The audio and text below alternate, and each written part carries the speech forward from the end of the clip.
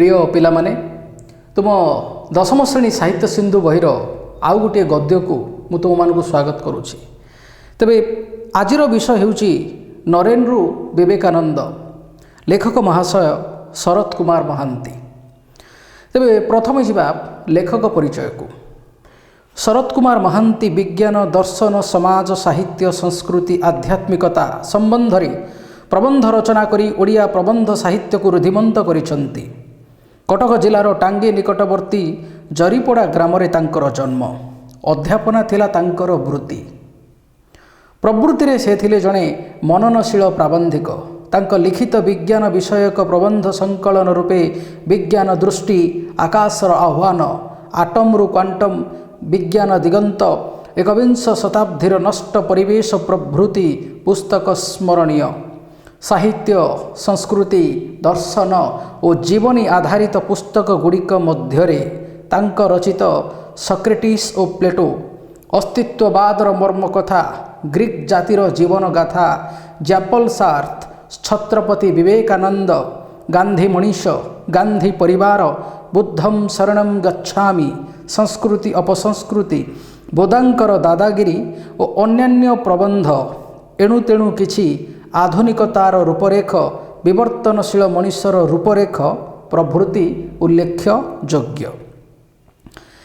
नरेन्द्र विवेकानंद प्रबंधटी लेखकंकर छत्रपति विवेकानंद पुस्तकर अंशविशेष। एथिरे भारत वर्षर जड़े प्रख्यात सन्यासी तथा सन्थ विवेकानंदंकर जीवनीर किछि उपादेय दिग अत्यंत हृदयस्पर्शी तथा सहजबोध्य भाषारे स्थान पाइछि।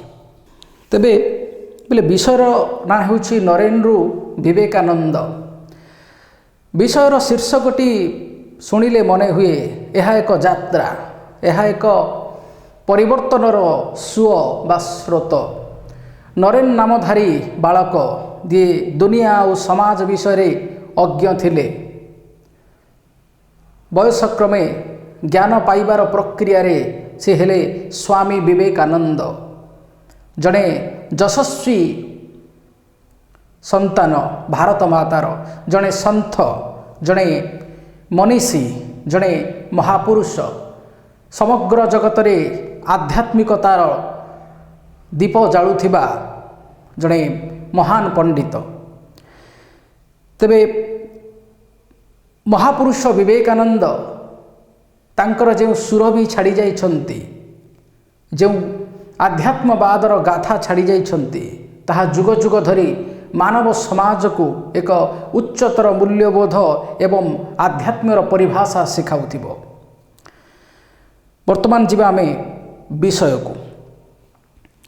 तेबे ए विषय मध्य सबु विषय भली महापुरुष विवेकानंदंकर जीवनर अनेक दिग एवं अनेक गुड़िए रोचक तथ्य एवं तत्व अत्यंत हृदयस्पर्शी तथा सहजबोध्य भाषा स्थान पाइछि। तेणु अन्य विषय गुड़िक भली ए विषय को मध्य प्रत्येक अनुच्छेदर बा प्रत्येक पाराग्राफर मूल कथाटी को बुझिबाकू पड़िबो।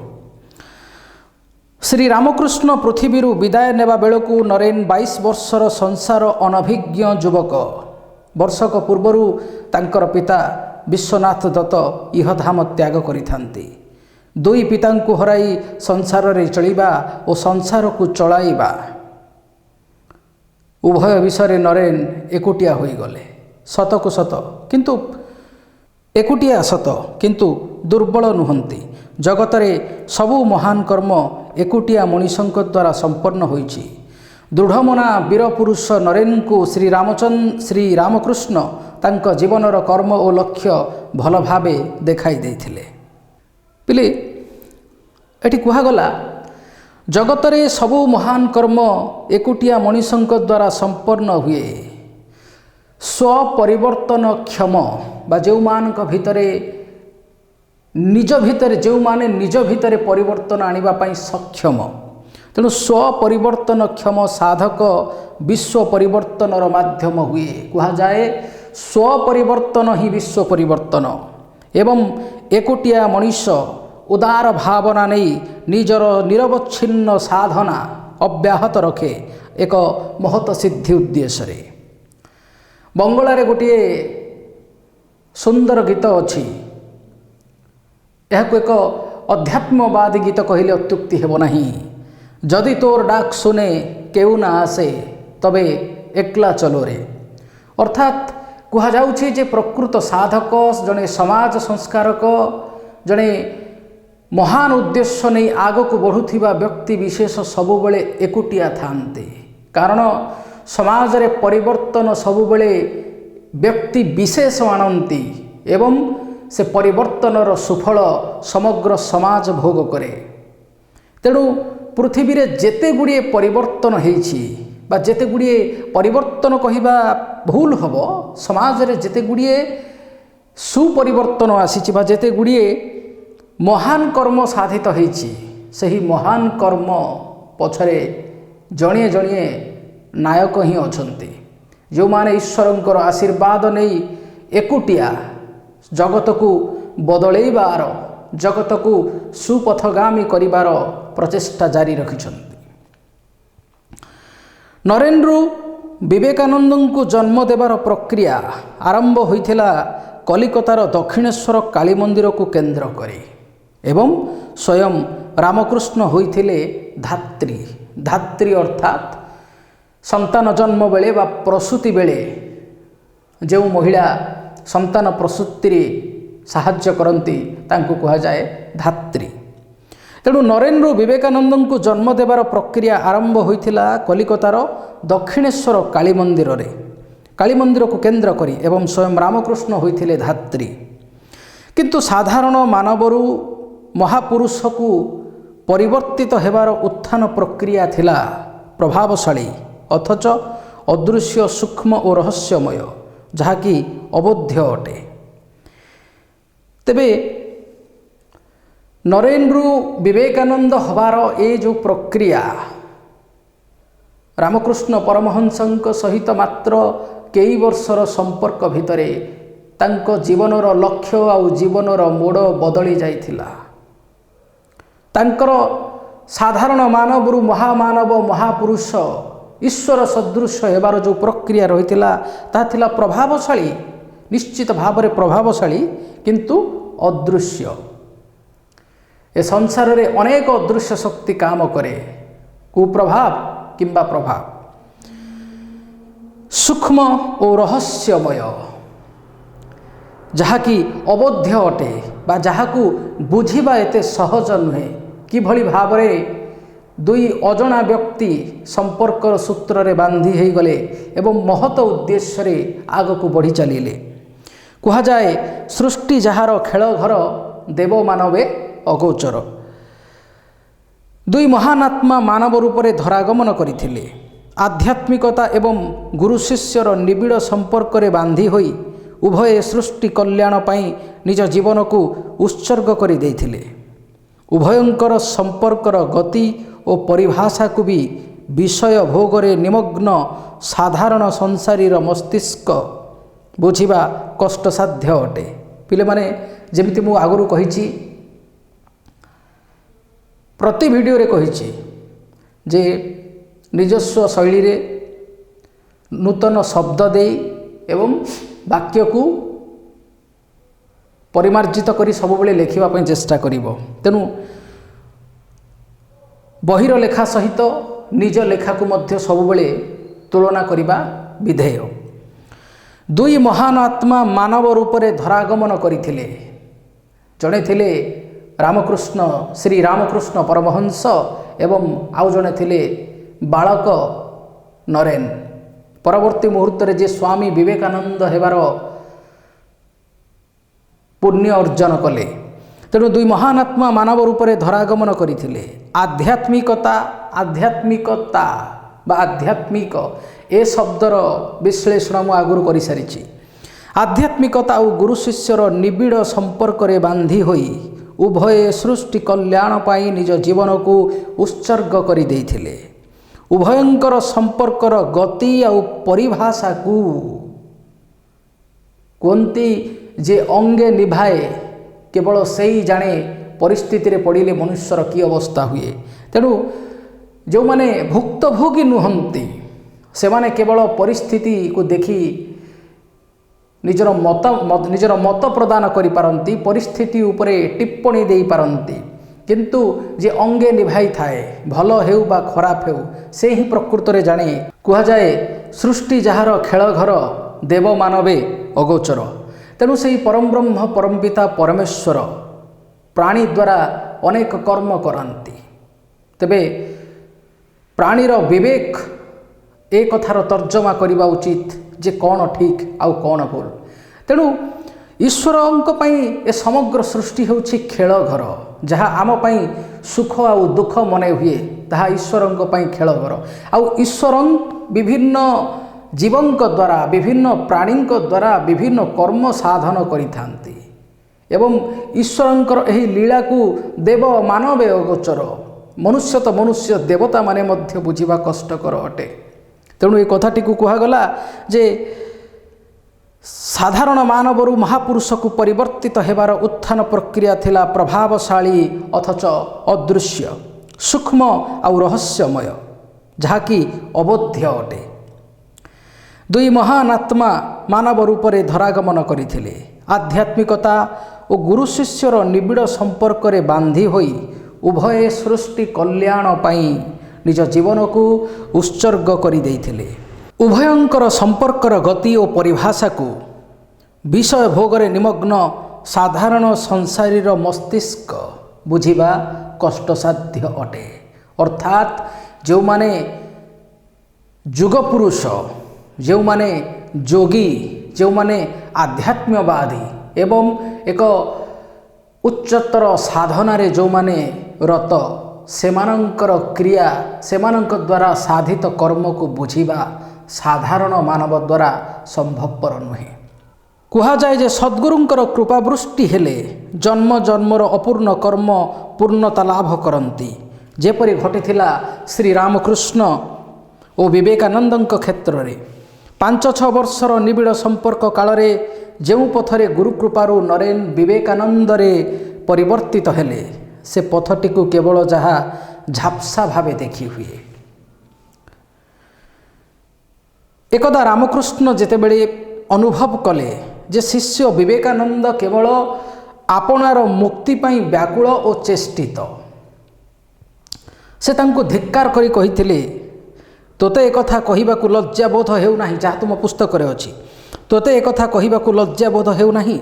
भाबिथिली तू गोटे प्रकांड बटवृक्ष परि हेबु, आउ तो छाईरे हजार हजार मनीष आश्रय पाइबे, किंतु ता न होई तू केवल निजर मुक्ति चाहुछु। तेबे ए कथाटीर अर्थ कौन रही, जहाँ कहिबार तात्पर्य यह थिला जे श्री रामकृष्ण चाहूथिले जे नरेन केवल आत्मोत्थान पई चेष्टित जड़े सन्यासी न होई उच्चतर आध्यात्मिक और मानववादर स्रोत साजी समाज रे रोगी भोगी जोगी जेते श्रेणीर लोक अछंती समस्तंकु उचित मार्गदर्शन कराइबा पाई, जेपरि विराट बटवृक्ष को आश्रा करी जीव जंतु मनीषादि तार छाईरे उपकृत हुअंती। रामकृष्णंकर विवेकानंदंकु धिक्कार करिबा घटनार किछि दिन परे ओ रामकृष्णंकर देहत्यागर किछि दिन पूर्वरु विवेकानंद समाधिस्थ होई दिव्यानुभव कले। दिव्ययुक्त अनुभव दिव्यानुभव कले एवं रामकृष्ण तांक निकट को आसी एही बाणी कहिथिले जे तुमे समाधिर एही उच्चतर अनुभव वर्तमान ठारू आउ लाभ करि पारिबो नाही। जेतेबेले तुम द्वारा ईश्वरंकर निर्दिष्ट इच्छा गुड़िक संपादित होई सारिबो तापरे जाई तुमे समाधि तथा गभीर चैतन्यर अनुभव करि पारिबो। जो पिले प्रति थर मुझे कथाटी कहूची निजस्व शैली रे एवं टिके मार्जित करी लिखिबा पाई चेष्टा करिबो। ठाकुरंकर एही प्रेमपूर्ण तागिद द्वारा से आत्म उत्थान आउ समाज उत्थान मध्यरु सर्वप्रथमे समाज उत्थान रे रत हेबा पाई मानसिक स्पष्टता प्राप्त हेले। विवेकानंद कहते मु सुखदेवों भली ध्यान रे मग्न हो चाहूँगी केवल शरीर पोषण पर किसी खाईदे ध्यान रे सर्वदा मग्न हो चाहूँगी किंतु रामकृष्ण परमहंस गुरु माने जगतर कल्याण करती आ रामकृष्ण परमहंसंकर सबुठारु प्रिय शिष्य थिले श्री विवेकानंद स्वामी विवेकानंद।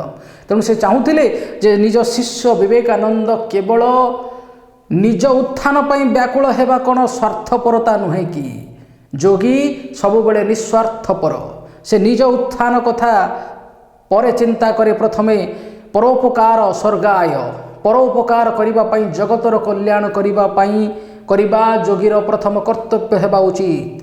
तेणु से यथार्थरे कहिथिले मु चाहूଥିଲି तू एक विराट बटवृक्ष हेबु किंतु ता न होई तू केवल निजर आत्म उत्थान पई चेष्टित अछु।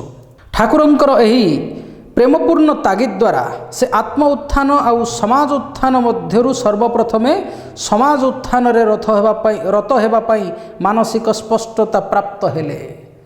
ठाकुर जेबे तांको आसी एही प्रेमपूर्ण तागिद करिथिले जे वर्तमान ठारु तुमे आउ से उच्चतर दिव्य अनुभव समाधि रे बुड़ी जाई से जो परम चैतन्यर अनुभव करूच ताहा तुमे आउ विभु कृपारु आउ करि परिबो नाही। जेतेबेले तुम द्वारा समाजर महान कर्म गुड़िक साधित हेबो तापर जाई तमे से दिव्य अनुभव पाई परिबो। एवं तांकर ठाकुरंकर ही प्रेमपूर्ण तागिद द्वारा से दिन जो मानसिक द्वंद्व तांक मध्य रही से मानसिक द्वंद्वर अवसान घटिला एवं विवेकानंद स्पष्ट भावे मानसिक स्पष्टता प्राप्त करि परिले जे मोते प्रथमे ए समाजर प्रकृत उत्थान करिबाकु पड़िबो। श्री रामकृष्णंकर देहावसान परे नरेन तत्वावधान रे थिबा तांकर तरुण शिष्य माने तरुण अर्थात युवक तरुण शिष्य माने ठाकुरंकर नाम को माध्यम करी केउठारु सामान्यतम साहाय्य पाइबार अवकाश नथिला। जहाँ तुम बही रे लिखा जाइछि पिले मुझे पढ़ी शुणिया पई चाहिबी। कहिबा बाहुल्य एमानंक मध्यरु केही सन्यासी भावे समाज रे परिचित नथिले रामकृष्णंक शिष्य बोली सेमानंकु केही चिन्हि नथिले।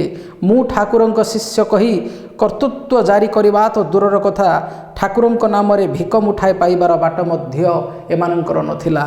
तबे एही कथाटी को आमे एभली लेखि परिबा जे श्री रामकृष्णंकर देहावसान परे नरेनक तत्वावधान रे थिबा तांकर तरुण शिष्य माने ठाकुरंकर नाम को माध्यम करी बा ठाकुरंक नाम को आश्रा करी केउठारु सामान्यतम साहाय्य पाइबार अवकाश नथिला।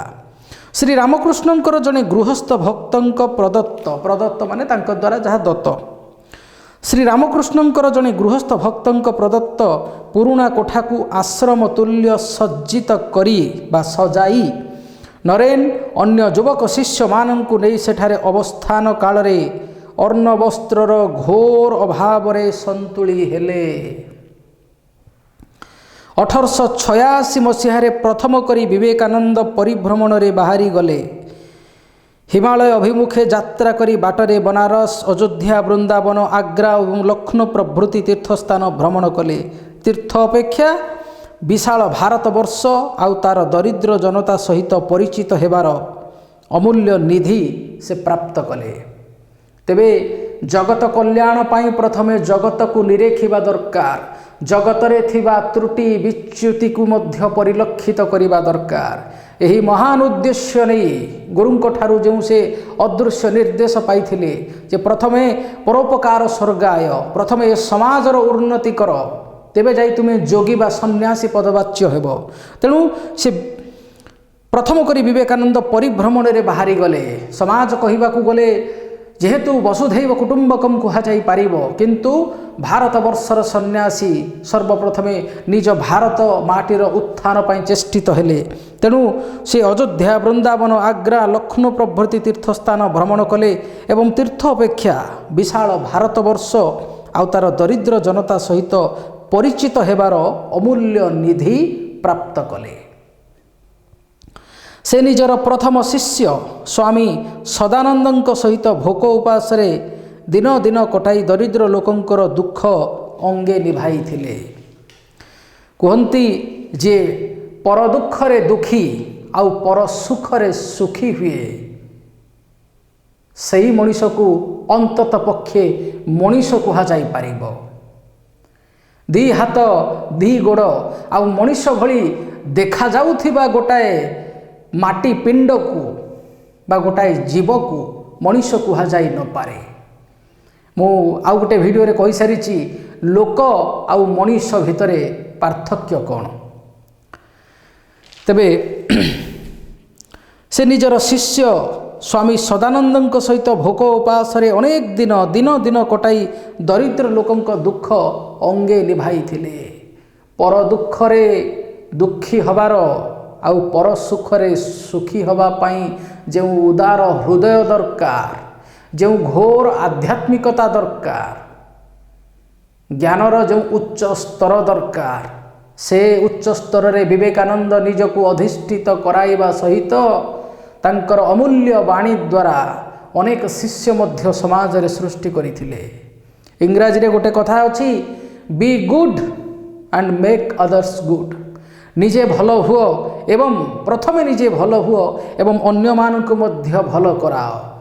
ସମ୍ଭବତଃ ନିଜେ ଭଲ ହେଇ ଅନ୍ୟକୁ ଭଲ କରିବାର, ନିଜେ ଜଣେ ଭଲ ବ୍ୟକ୍ତି ହେଇ ଅନ୍ୟମାନଙ୍କୁ ଭଲ ବ୍ୟକ୍ତି ସଜେଇବାର ପରମ୍ପରା ସ୍ୱାମୀ ବିବେକାନନ୍ଦଙ୍କ ଠାରୁ ଆରମ୍ଭ ହୋଇଛି କହିଲେ କିଛି ଅତ୍ୟୁକ୍ତି ହେବ ନାହିଁ। 1887 ମସିହା ଜାନୁଆରୀ ମାସରେ ବରାହନଗରକୁ ଫେରି ଆସିଥିଲେ ସ୍ୱାମୀ ବିବେକାନନ୍ଦ ଏବଂ ଶ୍ରୀରାମକୃଷ୍ଣଙ୍କର ଯେତେ ସବୁ ଶିଷ୍ୟ ଥିଲେ ସେମାନେ ପାରମ୍ପରିକ ଶାସ୍ତ୍ରୀୟ ବିଧି ଅନୁଯାୟୀ ସନ୍ନ୍ୟାସ ଗ୍ରହଣ କଲେ। ଶ୍ରୀରାମକୃଷ୍ଣଙ୍କର 16 ଜଣ ସନ୍ନ୍ୟାସୀ ଶିଷ୍ୟ ହେଉଛନ୍ତି, ଯାହା ତୁମ ବହିରେ ଯେଉଁ ସେମାନଙ୍କ ଶିଷ୍ୟମାନଙ୍କର ପରିଚୟ ରହିଛି।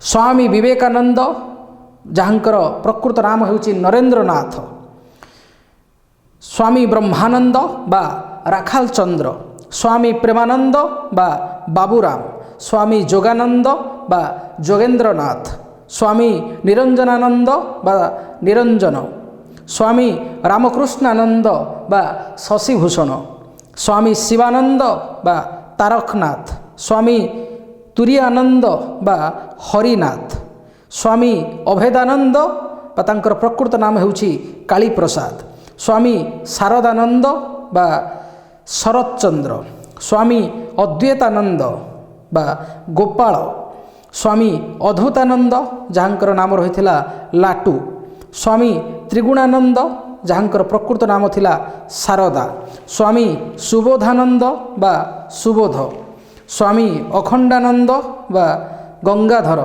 ସ୍ୱାମୀ ବିବେକାନନ୍ଦ ବା ହରିପ୍ରସନ୍ନ।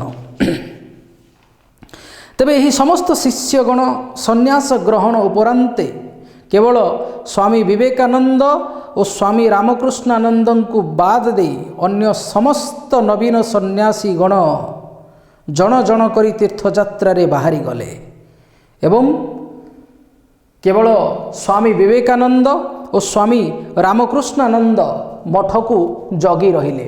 ତେବେ ଏହି ସମୟ ମଧ୍ୟରେ ଅନ୍ତରରେ ପରିବ୍ରାଜକ ଅର୍ଥାତ୍ ଭ୍ରମଣକାରୀ, ତେବେ ଏହି ସମସ୍ତ ଶିଷ୍ୟଗଣ ସନ୍ନ୍ୟାସ ଗ୍ରହଣ ଉପରାନ୍ତେ କେବଳ ସ୍ୱାମୀ ବିବେକାନନ୍ଦ ଓ ସ୍ୱାମୀ ରାମକୃଷ୍ଣାନନ୍ଦଙ୍କୁ ବାଦ ଦେଇ ଅନ୍ୟ ସମସ୍ତ ନବୀନ ସନ୍ନ୍ୟାସୀଗଣ ଜଣ ଜଣ କରି ତୀର୍ଥଯାତ୍ରାରେ ବାହାରିଗଲେ ଏବଂ ଅନ୍ତରରେ ପରିବ୍ରାଜକ ଜୀବନର ଦୁର୍ବାର ଆକର୍ଷଣକୁ ଚାପି ରଖି ମଠର ସଂଗଠନ କାମରେ ନରେନ 2 ବର୍ଷ ଲାଗି ପଡ଼ିଲେ। ଯାହା ତମ ବା ଲେଖକ ମହାଶୟ ଯେଉଁ କଥାଟି ଲେଖିଛନ୍ତି ଯେ ସମସ୍ତ ଶିଷ୍ୟଗଣ ସନ୍ନ୍ୟାସ ଗ୍ରହଣ ଉପରାନ୍ତେ ଅର୍ଥାତ୍ ସେମାନଙ୍କର ସନ୍ନ୍ୟାସ ଧର୍ମ ଗ୍ରହଣ କରିବାର ପ୍ରକ୍ରିୟା ବା ବିଧି ସରିଯିବା ପରେ କେବଳ ସ୍ୱାମୀ ବିବେକାନନ୍ଦ ଓ ସ୍ୱାମୀ ରାମକୃଷ୍ଣାନନ୍ଦ ଏହି 2 ଜଣକୁ ଛାଡ଼ି ଅନ୍ୟ ସମସ୍ତ ନବୀନ ସନ୍ନ୍ୟାସୀଗଣ ନୂତନ ଭାବରେ ସନ୍ନ୍ୟାସୀ ଧର୍ମରେ ଦୀକ୍ଷିତ ସନ୍ନ୍ୟାସୀଗଣ ଜଣ ଜଣ କରି ତୀର୍ଥଯାତ୍ରାରେ ବାହାରିଗଲେ ଏବଂ ଅନ୍ତରରେ ପରିବ୍ରାଜକ ବା ଭ୍ରମଣକାରୀ ଯେଉଁମାନେ ତୀର୍ଥ ଏବଂ ଅନ୍ୟାନ୍ୟ ସ୍ଥାନ ଭ୍ରମଣ କରନ୍ତି, ଅନ୍ତରରେ ପରିବ୍ରାଜକ ଜୀବନର ଦୁର୍ବାର ଆକର୍ଷଣକୁ, ଦୁର୍ବାର ଯାହା ଅତି କଷ୍ଟରେ ଯେଉଁଥିରୁ ନିସ୍ତାର ମିଳେ ତାକୁ କୁହନ୍ତି ଦୁର୍ବାର, ଏବଂ ଅନ୍ତରରେ ପରିବ୍ରାଜକ ଜୀବନର ଦୁର୍ବାର ଆକର୍ଷଣକୁ ଚାପି ରଖି ମଠର ସଂଗଠନ କାମରେ 2 ବର୍ଷ ଲାଗି ପଡ଼ିଲେ ସ୍ୱାମୀ ବିବେକାନନ୍ଦ। ତେବେ 1987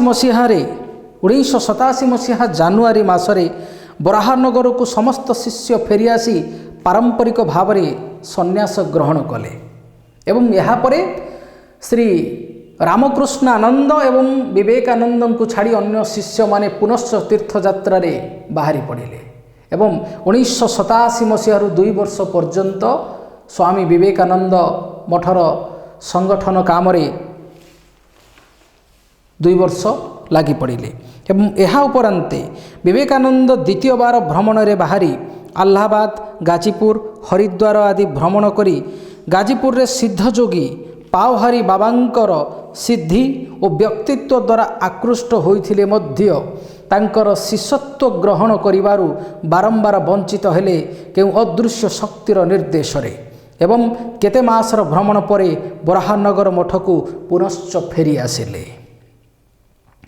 କିନ୍ତୁ ଏହାପରେ ସେ ସାମାଜିକ ଆବର୍ଜନା ଓ କୁସଂସ୍କାରକୁ ଦୂର କରିବାକୁ ପ୍ରବଳ ଆଗ୍ରହୀ ହୋଇ ଅସ୍ଥିର ଆଉ କ୍ରୋଧ ଚିତ୍ତରେ ମନରେ କ୍ରୋଧ ଧରି ଏବଂ ଅସ୍ଥିର ମନା ହୋଇ ତୃତୀୟ ଥର ପାଇଁ ମଠ ପରିତ୍ୟାଗ କଲେ ଏବଂ ପରିଚୟହୀନ ଭାବରେ ପଦଚାଳନା କରି ସମ୍ପୂର୍ଣ୍ଣ ଦେଶକୁ ସେ ଭ୍ରମଣ କଲେ ଏବଂ ଧନୀ ଦରିଦ୍ର ଉଚ୍ଚ ନୀଚ ଭେଦ ଭୁଲି ସମାଜର ସବୁ ଶ୍ରେଣୀର ଲୋକଙ୍କର ଘନିଷ୍ଠ ସମ୍ପର୍କରେ ଆସି ମଣିଷ ପ୍ରତି ତାଙ୍କର ଶ୍ରଦ୍ଧା ଆଉ କରୁଣା ଗଭୀରତର ହେଲା। ଭୋକିଲା ଲୋକଙ୍କର ଦୁଃଖ ଦେଖି ତାଙ୍କ ହୃଦୟ ବିଗଳିତ ହେଉଥିଲା ଆଉ ଅନେକ ସମୟରେ ହାହାକାର ମଧ୍ୟ କରି ଉଠୁଥିଲା। କଥା ଅଛି ପିଲେ, ଭୋକଠାରୁ ବଳି ଆଉ କଷ୍ଟ କିଛି ନଥାଏ। ଗୀତାରେ ମଧ୍ୟ ଭଗବାନ କୁହନ୍ତି ଅହଂ ସର୍ବଭୂତ୍ୱା ବୈଶ୍ୱାନର ଅଗ୍ନି, ଯେ ସକଳ ଜୀବ ମଧ୍ୟରେ ମୁଁ ହେଉଛି ବୈଶ୍ୱାନର ଅଗ୍ନି। ଯେଉଁ ଅଗ୍ନି ପେଟରେ ଯେଉଁ ଅଗ୍ନି ଜଳୁଛି, ଯେଉଁ ଅଗ୍ନି ଦ୍ୱାରା ମଣିଷ ମଧ୍ୟରେ ଭୋକ ସୃଷ୍ଟି ହୁଏ, ଆମକୁ ଭୋକ ଲାଗେ। ତେଣୁ ଭୋକିଲା ପେଟର ଚିତ୍କାରକୁ ସେ ସଠିକ୍ ଶୁଣିପାରିଥିଲେ। ତେଣୁ ସମାଜର ଉତ୍ଥାନ କରିବା ପୂର୍ବରୁ ପ୍ରଥମେ ମନୁଷ୍ୟର ମୌଳିକ ଆବଶ୍ୟକତାର ପୂର୍ଣ୍ଣତା ଦରକାର। ଅନ୍ତତଃ ଏତିକି କଥା ସ୍ୱାମୀ ବିବେକାନନ୍ଦ ହୃଦୟଙ୍ଗମ କରିସାରିଥିଲେ। ଉଚ୍ଚ ଆଦର୍ଶ ଓ ଶୁଦ୍ଧପୁତ ଜୀବନରୁ ସ୍ଖଳନକୁ ନରେନ ସହ୍ୟ କରିପାରୁନଥିଲେ। କଥାରେ ଅଛି ରଘୁକୁଲ ରୀତି ସଦା ଚଲି ଆଇ, ପ୍ରାଣ ଯାଏ ପର ବଚନ ନା ଯାଇ। ତେଣୁ ମହାପୁରୁଷମାନେ ଅତ୍ୟନ୍ତ ସଂକଳ୍ପବାନ ଅଟନ୍ତି। ନିଜର ପ୍ରତିଜ୍ଞା ରକ୍ଷା କରିବା ମହାନ ଲୋକଙ୍କର ଆଦର୍ଶ। ତେଣୁ ଉଚ୍ଚ ଆଦର୍ଶ ଓ ଶୁଦ୍ଧପୁତ ଜୀବନରୁ ସ୍ଖଳନକୁ ନରେନ ସହ୍ୟ କରିପାରୁନଥିଲେ। କେତେ ଏକାଗ୍ରଚିତ ଥିଲେ ନିଜ କର୍ତ୍ତବ୍ୟ ପ୍ରତି, ନିଜର ସଂକଳ୍ପ ବା ଡିଟରମିନେସନ୍ ପ୍ରତି। ଏକଦା ତାଙ୍କ ସମ୍ବର୍ଦ୍ଧନା ପାଇଁ ଆୟୋଜିତ ଉତ୍ସବରେ ଜୈନିକା ବାଇଜୀ ବା ନୃତ୍ୟାଙ୍ଗନା ଗୀତ ଗାଇବାକୁ ପ୍ରସ୍ତୁତ ହେବା ଦେଖି ବିବେକାନନ୍ଦ କ୍ରୋଧାନ୍ୱିତ ହୋଇ ଉଠିଲେ ଏବଂ ଏଥିରୁ ତାଙ୍କର ମାନବତା ଏବଂ ନାରୀ ଜାତି ପ୍ରତି ଉଦାର ଦୃଷ୍ଟିକୋଣ ପ୍ରତିଫଳିତ ହୁଏ ଏବଂ ସେହି ବାଇଜୀ ବିବେକାନନ୍ଦଙ୍କ ତ୍ୟାଗୀ ଆଉ ମହତ୍ ମନୋଭାବକୁ ଲକ୍ଷ୍ୟ କରି ତାଙ୍କର କ୍ରୋଧ ଶାନ୍ତ ନିମନ୍ତେ ମୀରା ଭଜନରୁ ପଦେ ଗାନ କଲେ। ପ୍ରଭୁ ମେରା ଅବଗୁଣ ଚିତନ ଧରୋ, ସମଦର୍ଶୀ ହେ ନାମ ତୁମ୍ହାରା, ଚାହେ ତ ପାର କରୋ। ଏ କଥାଟିର এই ପଦଟିର ଶବ୍ଦ ହେଉଛି ଯେ ପ୍ରଭୁ ମେରା ଅବଗୁଣ ଚିତନ ଧରୋ। ହେ ପ୍ରଭୁ, ମୋ ଭିତରେ ଯେଉଁ ଇଭିଲ୍ ହ୍ୟାବିଟ୍ସ ଅଛି, ମୋ ଭିତରେ ଯେଉଁ ତାମସିକତା ଅଛି, ମୋ ଭିତରେ ଯେଉଁ ଅବଗୁଣ ଅଛି, ମୋର ଅବଗୁଣକୁ, ମୋର ଦୋଷକୁ ତୁମେ ଧର ନାହିଁ, ମୋର ଅବଗୁଣକୁ ଅବଗୁଣ ଦୃଷ୍ଟିରେ ଦେଖ ନାହିଁ। ସମଦର୍ଶୀ ହେ ନାମ ତୁମ୍ହାରା, ତୁମେ ପ୍ରଭୁ ପାପକୁ ଘୃଣା କର, ପାପୀକୁ ନୁହେଁ। ଏ ଜଗତ ତୁମର, ପ୍ରତ୍ୟେକ କିଛି ତୁମର ସୃଷ୍ଟି, ତୁମ ସୃଷ୍ଟିରେ ତୁମେ ସମସ୍ତଙ୍କୁ ସମାନ ଭାବରେ ଦେଖ। ତେଣୁ ମୋ ଭିତରେ ଅବଗୁଣ ଥିଲେ ମଧ୍ୟ ତୁମେ ସମଦର୍ଶୀ, ତୁମେ ସମସ୍ତଙ୍କୁ ସମାନ ଦୃଷ୍ଟିରେ ଦେଖ, ଚାହେ ତ ପାର କର। ତେଣୁ ପ୍ରଭୁ, ହେ ମଙ୍ଗଳମୟ ଈଶ୍ୱର, जदि तुमर इच्छा हुए तेबे मते ए संसार जलधिरू पार कर। तेणु एइभଳି मार्मिक गीत पदिए विवेकानंदଙ୍କ मन मस्तिष्क गभीर रेखापात करिथिला। से लक्ष्य करि पारिथिले जणे नृत्यांगना रो मानसिक स्थिति कौन रही। जीवन रे थरे मात्र हेउ पछे शुद्ध चित्तरे ईश्वर को आराधना करिबा द्वारा मध्य पापक्षयर मार्ग उन्मुक्त हो जाए। यह विवेकानंद भल भावे जानिथिले। तेणु से पतित मानंकु निज ठारू दूरेई न देई सेमानंकर वास्तविक उत्थान निमंते यथासंभव चेष्टा करिथिले। से समाजर सबु श्रेणीर लोकंक सहित मिसिबा फलरे जो ज्ञान और अभिज्ञता अर्जन करथिले ताहा गदा गदा शास्त्र पुराणर ज्ञान ठारू शतगुण थिला। से समाजर सबु श्रेणीर लोकंक सहित मिसिबा फलरे जो ज्ञान और अभिज्ञता अर्जन करथिले ताहा शास्त्र पुराणर ज्ञान ठारू शतगुण थिला। कारण वास्तव जीवनर अभिज्ञता हेउची प्रकृत अभिज्ञता। पुस्तक पठन द्वारा शास्त्र पठन द्वारा केवल किछि श्लोक हस्तगत हुए, किछि नीति बाणी हस्तगत हुए, किंतु ज्ञान सेतेबेले प्रकृत ज्ञान पदवाच्य हुए जेतेबेले मनुष्य ताहाकु आचरण रे आणे, जेतेबेले वास्तव जीवन रे ताकु काम रे लगाए। तेणु यथार्थरे कहा जाइछि जे अध्ययनरु अर्जित ज्ञान अभिज्ञता और जीवनर निबिड़ अनुभूतिर जीवन्यास पाई क्रियाशील हुए। पिले या पर गोटे सरलार्थ मध्य तुमर अछि जे अध्ययनरु अर्जित ज्ञान अभिज्ञता और जीवनर निबिड़ अनुभूतिर जीवन्यास पाई क्रियाशील हुए। शास्त्र रे लेखा अछि सत्यम वद, सबुबले सत कथा कुह बा सत कथा कहिबा उचित। तेबे एहाकू निजर जीवनर अभिज्ञता आउ निबिड़ अनुभूतिरु।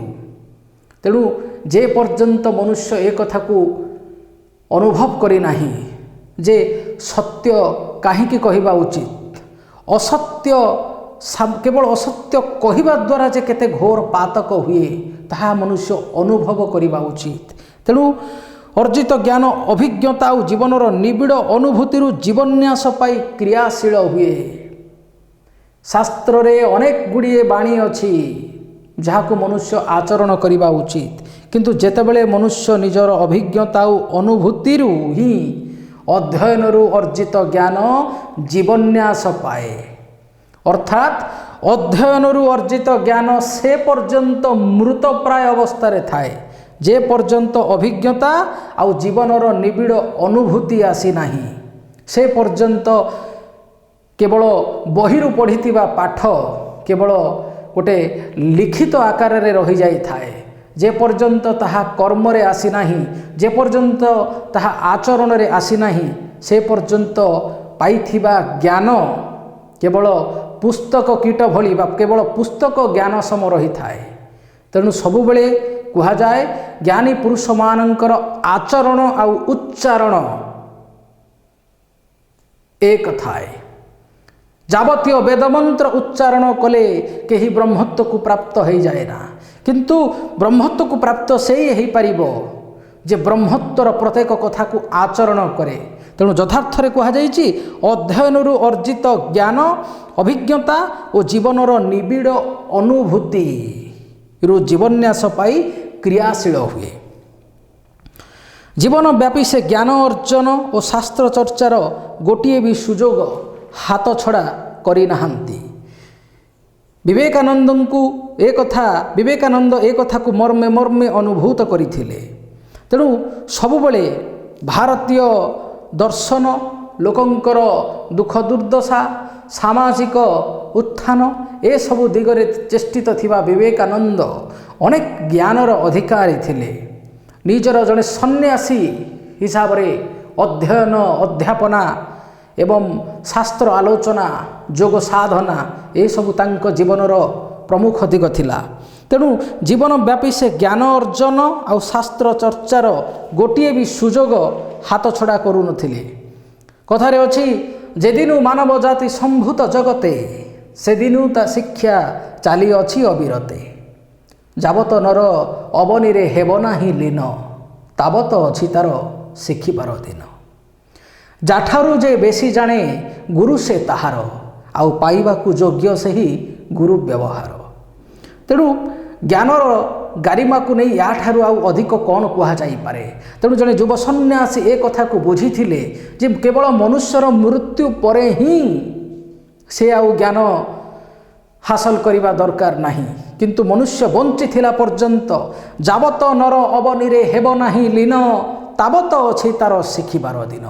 ଯେ ପର୍ଯ୍ୟନ୍ତ ମନୁଷ୍ୟ ମାଟିରେ ମିଶି ନାହିଁ, ଏ ମାଟି ଘଟ ଯେ ପର୍ଯ୍ୟନ୍ତ ମାଟିରେ ମିଶି ନାହିଁ, ସେ ପର୍ଯ୍ୟନ୍ତ ତାକୁ ଅନେକ କଥା ଜାଣିବାର ଅଛି। ତାକୁ ଜାଣିବାର ଅଛି ବସ୍ତୁବାଦ ବିଷୟରେ, ତାକୁ ଜାଣିବାର ଅଛି ଅନ୍ତତଃ ପକ୍ଷେ ଆଧ୍ୟାତ୍ମବାଦ ବିଷୟରେ। ସେ କିଏ ଆଉ କ'ଣ ପାଇଁ ପୃଥିବୀରେ ଜନ୍ମ ନେଇଛି।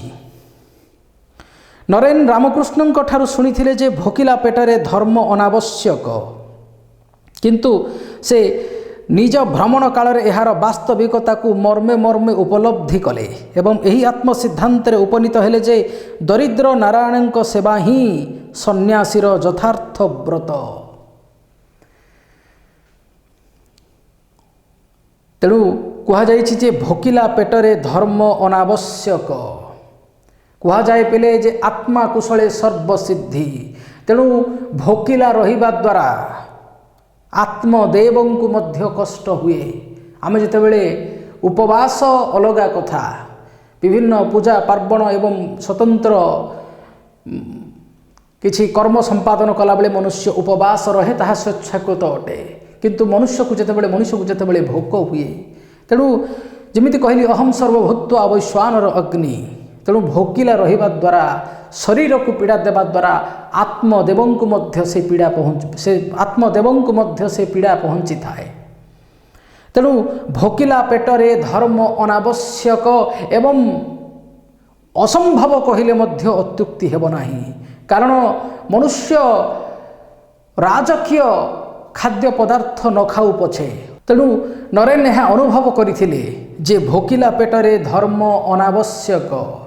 କାରଣ ଭୋକିଲା ପେଟରେ ମନୁଷ୍ୟ କେବେ ଧର୍ମ ଆଲୋଚନା ନ କରିପାରେ।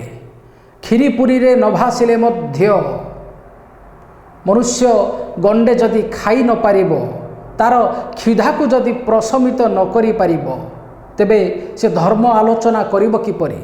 ଆଉ ଏହି ଭୋକିଲା ପେଟର କ୍ଷୁଧା ହିଁ ମଣିଷକୁ ଅନେକ ପାପକର୍ମ କରେଇଥାଏ। ତେଣୁ ଯଥାର୍ଥରେ କୁହାଯାଇଛି ଯେ ଭୋକିଲା ପେଟରେ ଧର୍ମ ଅନାବଶ୍ୟକ। ତେଣୁ ଚତୁର୍ଦିଗରେ ଧର୍ମର ସାମ୍ରାଜ୍ୟ ବିସ୍ତାର କରିବା ପୂର୍ବରୁ ବିବେକାନନ୍ଦ ଏ କଥାକୁ ଅନୁଭବ କରିଥିଲେ। ଯେଉଁ ଚାଷୀ କୂଳ, ଯେଉଁ କୃଷକ ସମାଜ ପୃଥିବୀକୁ ଆହାର ଯୋଗାଏ, ସେହି କୃଷକ ସମାଜ ଆଜି ହା ଅନ୍ନ ଚିତ୍କାର କରୁଛି। କ'ଣ ପାଇବେ ସେମାନେ ଧର୍ମ ଆଲୋଚନାରୁ ଏବଂ ଶାସ୍ତ୍ରାର୍ଥରୁ? ସର୍ବପ୍ରଥମେ ମନୁଷ୍ୟର ମୌଳିକ ଆବଶ୍ୟକତା ପୂରଣ ହେବା ଉଚିତ, ଖାଦ୍ୟ, ବସ୍ତ୍ର ଆଉ ବାସଗୃହ। ତେଣୁ ଭୋକିଲା ପେଟରେ ଧର୍ମ ଅନାବଶ୍ୟକ ବୋଲି ଏଠାରେ କୁହାଯାଇଛି। ବୁଭୁକ୍ଷୁ ଜନତା ପାଇଁ ଆମେ ସନ୍ନ୍ୟାସୀଗଣ କ'ଣ କରିଛୁ ବୋଲି ସେ ବାରମ୍ବାର ନିଜକୁ ଏବଂ ସନ୍ନ୍ୟାସୀଙ୍କୁ ଧିକ୍କାର କରି ଏକଥା ଭାବୁଥିଲେ।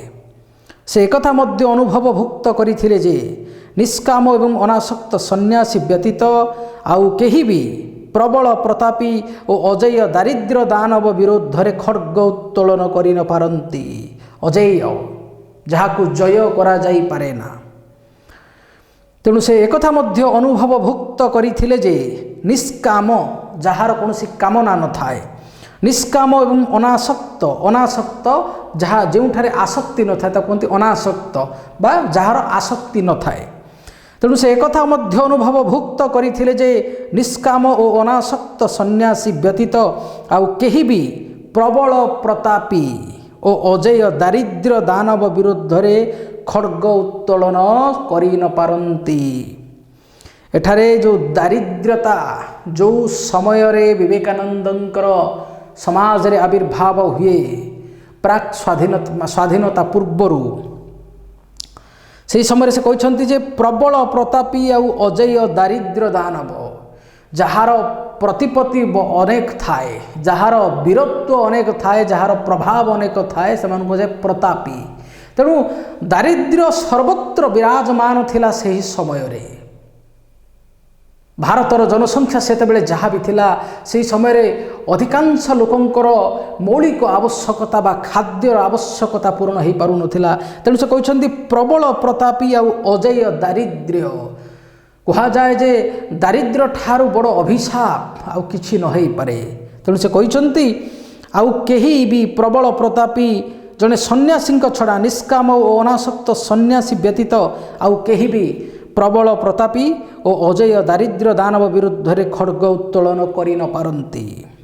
ଅନେକାଂଶରେ ସେ ଦାରିଦ୍ର୍ୟ ଓ ଭୋକର ଭୂଗୋଳ ଲକ୍ଷ୍ୟ କରିଥିଲେ। ଦାରିଦ୍ର୍ୟତାର ଉତ୍କଟ ଆଉ ନଗ୍ନ ଦୃଶ୍ୟପଟ ତାଙ୍କୁ ବ୍ୟଥିତ କରିଥିଲା ଓ ଦାରିଦ୍ର୍ୟତା ଦାନବ ବିରୁଦ୍ଧରେ ସେ ଜଣେ ସନ୍ନ୍ୟାସୀ ନୁହେଁ, ଅପିତୁ ଜଣେ ସେନାପତି ଭାବରେ ରଣହୁଙ୍କାର ଦେଇଥିଲେ। ଖୁବ୍ ଚମତ୍କାର କଥାଟି ପିଲେ ଯେ ଅନେକାଂଶରେ ସେ ଦାରିଦ୍ର୍ୟ ଆଉ ଭୋକର ଭୂଗୋଳ ଲକ୍ଷ୍ୟ କରିଥିଲେ। ସେ ଦେଖିଥିଲେ ଯେ ଏଠିରେ ଗରିବ ଜନତା ଖାଇବାକୁ ପାଉନାହାନ୍ତି। ସେମାନଙ୍କୁ ପ୍ରଥମେ ଧର୍ମ ନୁହଁ, କିଛି ଧାନ ଦରକାର। କ'ଣ ପାଇବେ ସେମାନେ ଧର୍ମ ଆଲୋଚନାରୁ, ଯେତେବେଳେ ସେମାନଙ୍କ ପେଟର ନିଆଁ କୁହୁଳି ଉଠୁଛି। ତେଣୁ ସର୍ବପ୍ରଥମେ ଏମାନଙ୍କୁ ମୌଳିକ ଆବଶ୍ୟକତା ଏମାନଙ୍କର ପୂରଣ କରାଯିବା ଉଚିତ। ଦାରିଦ୍ର୍ୟତାର ଉତ୍କଟ ଶବ୍ଦର ଅର୍ଥ ହେଉଛି ଯାହା ସାଂଘାତିକ ଭାବରେ ଖରାପ, ଯାହା ସାଂଘାତିକ ଭାବରେ ଅସହ୍ୟ, ଯାହା ସାଂଘାତିକ ଭାବରେ ନିମ୍ନ ସ୍ତରର। ତେଣୁ ଦାରିଦ୍ର୍ୟତାର ଉତ୍କଟ ଓ ନଗ୍ନ ଦୃଶ୍ୟପଟ। ସାଧାରଣ ଜନତା ପାଖରେ ପିନ୍ଧିବାକୁ ବସ୍ତ୍ର ନାହିଁ, ଖାଇବାକୁ ଅନ୍ନ ନାହିଁ। ତେଣୁ ଦାରିଦ୍ର୍ୟତାର ଉତ୍କଟ ଆଉ ନଗ୍ନ ଦୃଶ୍ୟପଟ ତାଙ୍କୁ ବ୍ୟଥିତ କରିଥିଲା। ଆଉ ଦାରିଦ୍ର୍ୟତା ଦାନବ ବିରୁଦ୍ଧରେ ସେ ଜଣେ ସନ୍ନ୍ୟାସୀ ନୁହେଁ, ଅପିତୁ ଜଣେ ସେନାପତି ଭାବରେ ରଣହୁଙ୍କାର ଦେଇଥିଲେ। ଜଣେ ସନ୍ନ୍ୟାସୀ, ଜଣେ ସତ୍ସାହସୀ, ଜଣେ ଯୁବକ। ତେଣୁ ଶରୀରରେ, ମନରେ, ବୁଦ୍ଧିରେ ପ୍ରବଳ ଶକ୍ତି ଭରି ରହିଥିଲା। ତାଙ୍କ ବିରୁଦ୍ଧରେ ଯୁଦ୍ଧ କରିବା ପାଇଁ ତାଙ୍କ ଭିତରେ ପ୍ରବଳ ଶକ୍ତି ଭରି ରହିଥିଲା। ଦାରିଦ୍ର୍ୟ ଦାନବ ବିରୁଦ୍ଧରେ ଯୁଦ୍ଧ କରିବା ପାଇଁ ଆଉ ସେ ରଣହୁଙ୍କାର ଦେଇଥିଲେ। କିନ୍ତୁ ଜଣେ ସନ୍ନ୍ୟାସୀ ଯେତେବେଳେ ଯୁଦ୍ଧ କରେ, ସାଧାରଣ ସେନାପତି ଭଳି ନୁହେଁ। ତାର ଯୁଦ୍ଧ କରିବାର କୌଶଳ ଆଉ ଯୁଦ୍ଧର ଯୋଜନା ନିହାତି ଭାବରେ ଅପାରମ୍ପରିକ ଅଟେ। ସେ ଅନୁଭବ କରିଥିଲେ ଯେ ଦାରିଦ୍ର୍ୟ ଦାନବକୁ ପରାହତ କରିବା ପାଇଁ ବଜ୍ର ଭଳି ଅମୋଘ ଅସ୍ତ୍ର ମଧ୍ୟ ଯଥେଷ୍ଟ ନୁହେଁ। ପୌରାଣିକ ପୃଷ୍ଠଭୂମି ଉପରେ ଯାହା ଆଧାରିତ, ଦଧିଚି ଋଷିଙ୍କର ଅସ୍ଥିରେ ଯେଉଁ ବଜ୍ର ନିର୍ମାଣ ହେଲା ଏବଂ ସେଇଥିରେ ଜନୈକ ଅସୁରକୁ ନିହତ କରାଯାଇପାରିଲା। ମଣିଷଙ୍କର ଦୀର୍ଘଶ୍ୱାସ ଆଉ ଅଶ୍ରୁରୁ ଶତ୍ରୁ ସଂହାର ଅସ୍ତ୍ର ନିର୍ମାଣର ମନ୍ତ୍ର ଜାଣିଥିବା ତରୁଣ ସନ୍ନ୍ୟାସୀ ପ୍ରତିଟି ଆର୍ତ୍ତନାଦ ଏବଂ ପ୍ରତିବୁନ୍ଦା ଅଶ୍ରୁକୁ ସଂଗ୍ରହ କରି ତାଙ୍କ ବିଶାଳ ହୃଦୟରେ ସଞ୍ଚି ରଖିବା ପାଇଁ ଆକୁମାରୀ ହିମାଚଳ ପଦବ୍ରଜରେ ବୁଲିଥିଲେ। ଅତି ଉଚ୍ଚ କୋଟିର ସାହିତ୍ୟିକ ଲେଖା ପିଲେ ଇଏ। ମଣିଷର ଦୀର୍ଘଶ୍ୱାସ, ମଣିଷ ଭିତରେ ଯେତେବେଳେ ପ୍ରବଳ ଦୁଃଖ ଥାଏ, ବେଦନା ଥାଏ, ଅପୂର୍ଣ୍ଣ ଇଚ୍ଛା ଗୁଡ଼ିକ ଯେତେବେଳେ ମଣିଷକୁ କ୍ଳାନ୍ତ କରିଦିଅନ୍ତି, ସେତେବେଳେ ମଣିଷ ଦୀର୍ଘଶ୍ୱାସ ଛାଡ଼େ।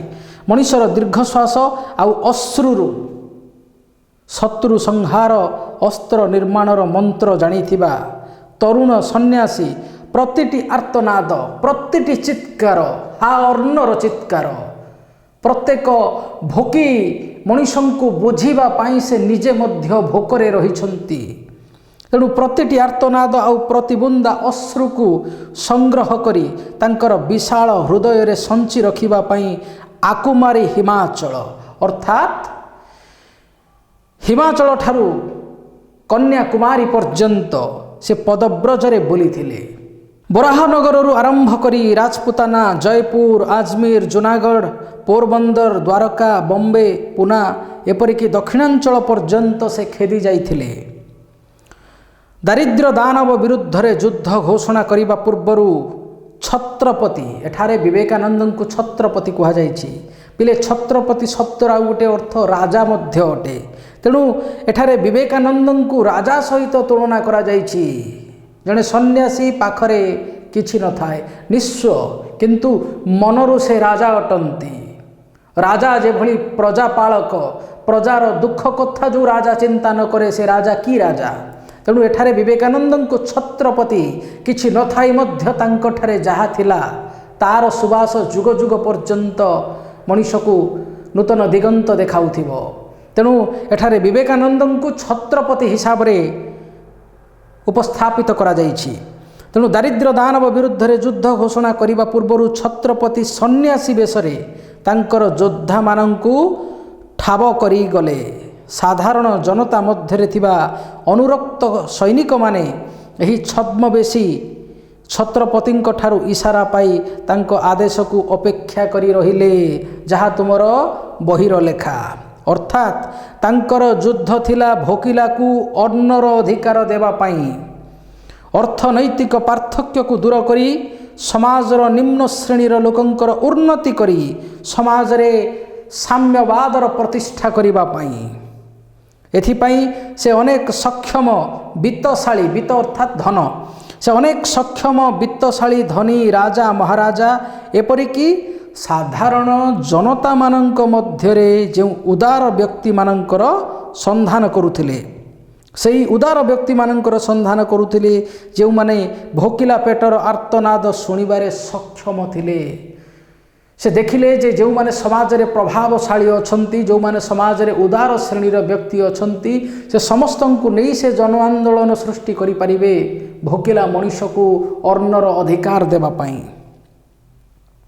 सेही भली व्यक्ति विशेषण को नहीं सामाजिक आलोड़न आंदोलन एवं प्रयत्न रूपक युद्ध पाई से गोटी गोटी करी निजर सैन्य मानंकु परखि चली थिले काश्मीर रु कन्याकुमारी पर्यंत। तेणु जाति प्रति प्रीति, देशभक्ति, उदार दृष्टिकोण, उच्च मानवीय मूल्यबोध आउ साधुतार बलिष्ठ उदाहरण या ठारू बली आउ कौन बाही पारे।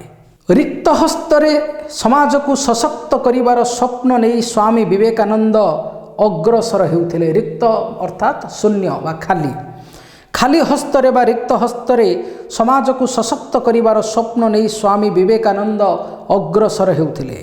तांक निकटरे नथिला काणीचाए भोगर वस्तु, आडंबरता कि लोकंकु प्रलोभित करिवार कुहुक विद्या। तथापि एही आजीवन ब्रह्मचारी सन्यासींक चाहाणी रे सही मोहिनी व्यक्तित्व रे सही चुंबकत्व, बाणी रे सही दैवी ऊर्जा एवं तांकर सानिध्य लाभ रे सही दिव्य अनुभव बा दिव्यानुभव हेउथिला जे धनी दरिद्र मूर्ख पंडित पुरुष नारी निर्विशेष रे समस्त एही निस्व सन्यासींक प्रति आकृष्ट हेई जाउथिले। एकदा तांक जीवनर गोटे भारी रोचक और महत्वपूर्ण घटनाटे घटीथिला। एकदा किछि गुजराती पंडित केवल स्वामी विवेकानंद को शास्त्र आलोचना बा शास्त्रार्थरे केवल पराजित करिवार हीन इच्छा पोषण करी तांको सह आलोचना करुथिले। आउ संजोग वशतः स्वामीजी संस्कृत भाषा रे एक व्याकरणगत त्रुटि करिवारु पंडितगण स्वामीजी को पराजयी आउ निजकु शास्त्रार्थरे विजयी बोली मने करी आत्म बड़ीमा प्रदर्शन कले। तेणु पिले बहिर लेखा सहित मो कथा को तुमे तालमेल टिके रख। ए घटना रे स्वामी सुधानंद ठीक बुझीपारे जे चिल सागुणा सिना खूब उच्चरे उड़ती किंतु सेमानंकर दृष्टि थाए तले गुरु मढ़ उपरे। अर्थात पंडित हेले मध्य जहांक मनरे द्वेष आउ अहंकार थाए सेमाने स्वामी विवेकानंदंक भली प्रकृत सन्यासी आउ पंडितंक ठारे मध्य दोष दर्शन करती। सकल समस्यार कारण हेउची दोषदर्शी दृष्टिकोण। जेपरी उच्चरे उड़ी मध्य अपवित्र कामना चिल आउ सागुणा करिथांती। गाई गोरु मढ़ को खाइबार अपवित्र आउ अशुभ कामना एमानंकर थाए अति उच्चरे थिले मध्य। तेणु पंडित हेले मध्य समग्र वेदर रस को पान करी नेला परे मध्य जहांक मनरे द्वेष आउ अहंकार थाए। जो माने साधारण संसारी भली भोगवादरे थांती बा जो मानक भितरे षडरिपु स्थायित्व प्राप्त होइथांती से माने स्वामी विवेकानंदଙ୍କ भली प्रकृत सन्यासी आ पंडितଙ୍କ ठारे मध्य दोष दर्शन करिथांती। समाज रे भली व्यक्ति अछंती जो माने स्वयं भगवान रामचंद्रଙ୍କୁ मध्य समालोचना करने को पछई नाहंती। जो माने विवेकानंदଙ୍କୁ निजर प्रतिद्वंदी बोली मने करुथिले सेमाने मध्य स्वामीजीଙ୍କ मोहिनी व्यक्तित्व को स्वीकार करिसंती। भाव पाइबार व्याकुलता नथिबा शब्द तर्जमार कसरत रे मातिथिबा शास्त्र को केवल घोषी घोषी कंठस्थ करिथिबा पंडित गण जुग जुग धरी वेद वेदांत और महान धर्मशास्त्र उपरे जेते आवर्जना कुढ़ाई थिले से सबको दूर करिबारे विवेकानंदଙ୍କର थिला ऐतिहासिक भूमिका। पिले देख भाव पाइबार व्याकुलता नथिबा शब्द तर्जमार कसरत रे मातिथिबा शास्त्र घोष जो माने शास्त्र घोष शब्द अर्थ है जो माने शास्त्र को केवल न बुझी घोषिबा आरंभ करती। शास्त्र घोष पंडित गण बहु जुग जुग धरी वेद वेदांत महान धर्मशास्त्र उपरे जेते आवर्जना कुढ़ाई थिले से सबको दूर करिबारे थिला विवेकानंदଙ୍କର ऐतिहासिक भूमिका। कथारे अछि सनातन धर्मर यही चारि वर्ण को जदि विचार को निया जाए स ना त न जे सत्य कहिब नित्य तुंडे केबे हे नथिब पाषांडे नामकु करी बाहुबल जिणिब भुवन मंडल तत्व जानिले तुटे भ्रांति भवसागर तरी जानती एवं नरे नमय नित्य साधु पाद केबे हे न पड़े प्रमाद। ये होची सनातन धर्मर रहस्य।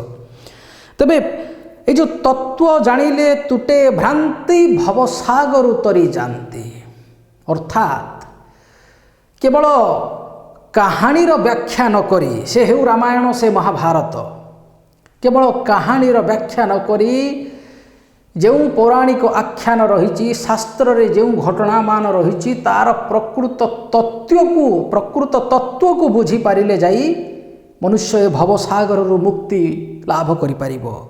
आ एक कथा मध्य कह जाइछि से ईश्वर भाव को निकट से तो अभाव को दूर एवं भाव बिना भजन से तो प्रभु को निंदा। तेणु मूल कथाटी हेउछि जे ईश्वर हेउछंती भाव रंकुणा मंत्रहीनम क्रियाहीनम भक्तिहीनम सुरेश्वर यत्पूजितम मया देवम परिपूर्णम सदतु मे। तबे ईश्वरंकर कहिबार कथा हेउछि जे कर्मकांड रे पड़ी न जाई कर्मकांडर कुचक्री रे पेशी न होई जाई जो भक्त अनन्य भाव रे मोर अनन्य भक्त को मु भल पाए मु केवल मो निकटरे जो वस्तुर अभाव रही ताहा हेउछि भाव जहार जेमंत भाव देखी नाम मु दिए सळखी।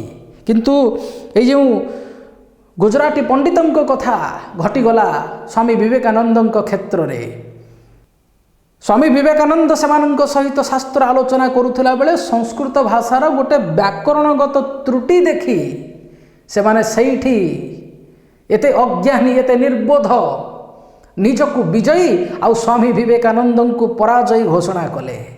प्रकृत धर्म वैराग्य संबलित जो आलोचना चलता तार भाव को से माने बुझिले नहीं कारण जे अन्य को पराजय करने को चाहूए से अन्य को कौन सी प्रकार मध्य पराजय अन्य को पराजय करने को चेष्टा करे। सकल जीव मध्य जे एक ब्रह्म को देखे से ही पंडित आगुरी पिले कथाटी मु कही सारी परदारेषु मातृवत परद्रव्येषु लोष्ट्रवत आत्मवत सर्वभूतेषु जह पश्यति सह पंडित। तेणु भाव बिना भजन जो भली भाव रे प्रभुंकर निंदा अटे। तेणु भाव न थाई ईश्वर को पाइबार व्याकुलता न थाई केवल संस्कृतर वेदमंत्र मानकर गोलक धंदारे छंदी हेई पड़िथिबा अर्थर अन्य अर्थ बा कदर्थ निरूपण करुथिबा शास्त्रार्थर भाव को न बुझी व्याकरणर बोझ को बोही चलीथिबा किछि मूर्ख पंडितंकर प्रादुर्भाव तत्कालीन समय रे थिला।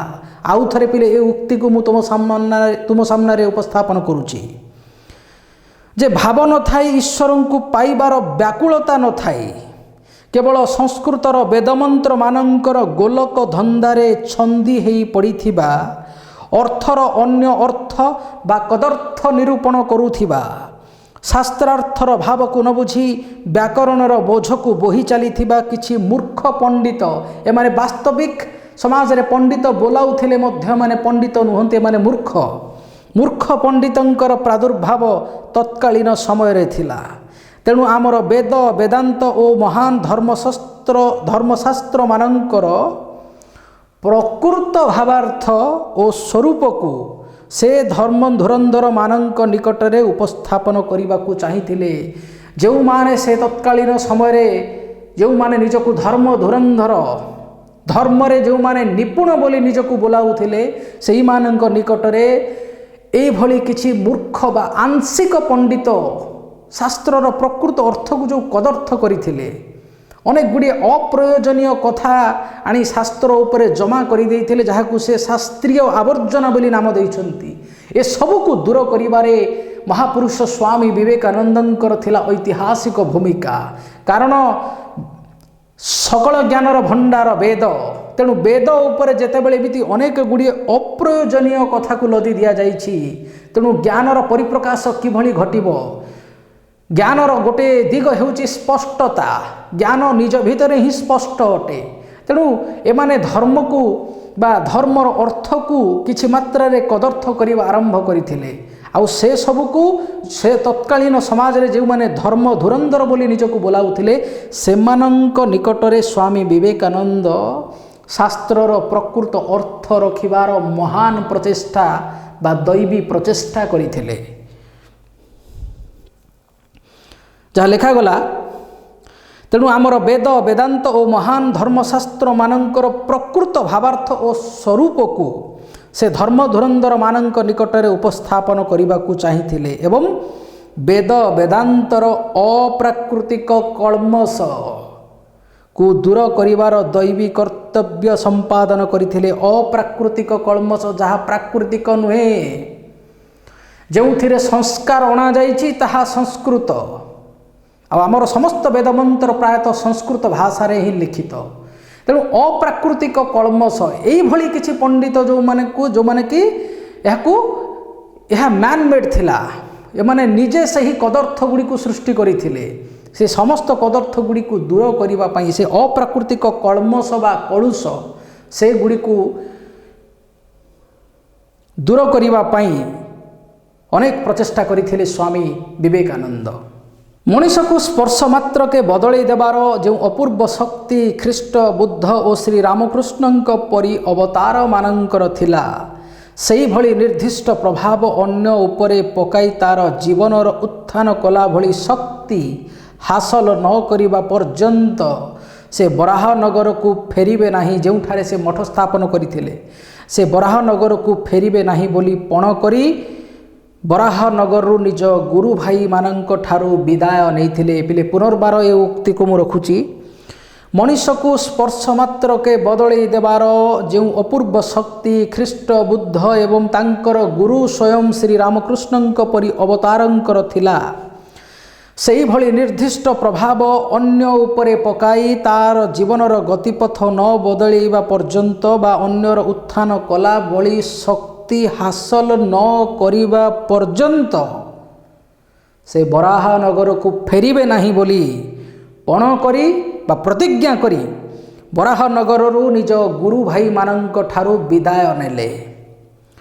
जैनिक भक्तों को से कहिथिले मु जाउछि, जेते दिन एही गलित समाज उपरे मु बोमा परी फाटी न पड़ीछि आउ समाज मते कुकुर भली अनुसरण न करिछि, सेते दिन जाए मु आउ फेरिबि नाही।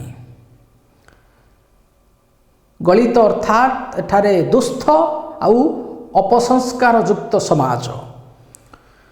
तेणु ए उक्तिर प्रकृत भावार्थ थिला जे जेते दिन पर्यंत दुस्थ आउ कुसंस्कार युक्त समाज रे यथोचित वैप्लविक परिवर्तन न आनीछि एवं समाज मते श्वान बा कुकुर भली श्वान परी मते दृढ़ मानसिकतार अनुसरण न करिछि, से पर्यंत मोर फेरिबार प्रश्न उठुनाही। से भाबुथिले जे मनुष्यंकु न बदलई पुराना समाज को भांगी हेबो नाही, अर्थात जे पर्यंत व्यक्ति मध्यरे चारित्रिक संस्कार आसी नाही, तार हृदय रे सेवार महिमा जागृत है नहीं, परोपकार स्वर्गाय, service to mankind, service to God. तेणु जे पर्यंत व्यक्ति मध्यरे चारित्रिक संस्कार आसी नाही, तार हृदय रे सेवार महिमा जागृत है नहीं एवं तार दृष्टिकोण उदार तथा व्यापक होई नाही, से पर्यंत व्यक्ति बदली नहीं बोली धरी नेबाकू पड़िबो। तेणु ये समस्त कर्म जे पर्यंत साधित है नहीं, से पर्यंत समाज रे व्यक्ति अपरिवर्तित रही एवं व्यक्ति को न बदलई पुराना समाज को भांगिबारे कौनसी यथार्थता न थाए। से एक नूतन समाज गढ़ा चाहूले, जोठारे लोक नुहे से मनीष आशा करुले। तेणु लोकरू मनीष को रूपांतरण निहाती प्रयोजन थिला। तेणु से कहते जे मनीष को न बदलई पुराना समाज को भांगी हेबो नाही। जड़े सन्यासी होई क्षमताशाली और राजराजुड़ा सहित से कहीं संपर्क रखुछंती। ए प्रश्नर उत्तर रे विवेकानंद कहिथिले जे हजार हजार दरिद्र लोक सामूहिक भाव रे जेतिकी सत्कर्म साधन करि पारिबे, किछि क्षमताशाली धनशाली और समाज रे प्राधान्य विस्तार करिथिबा व्यक्ति को उचित मार्ग रे चालित करि पारिले ताठारु अधिक सत्कर्म साधित होई परिबो। समाज रे जो माने श्रेष्ठर आसन रे बसिछंती से माने बदली गले, सेमानंकर अनुगामी माने मध्य स्वतःप्रवृत्त भाव रे बदली जिबे।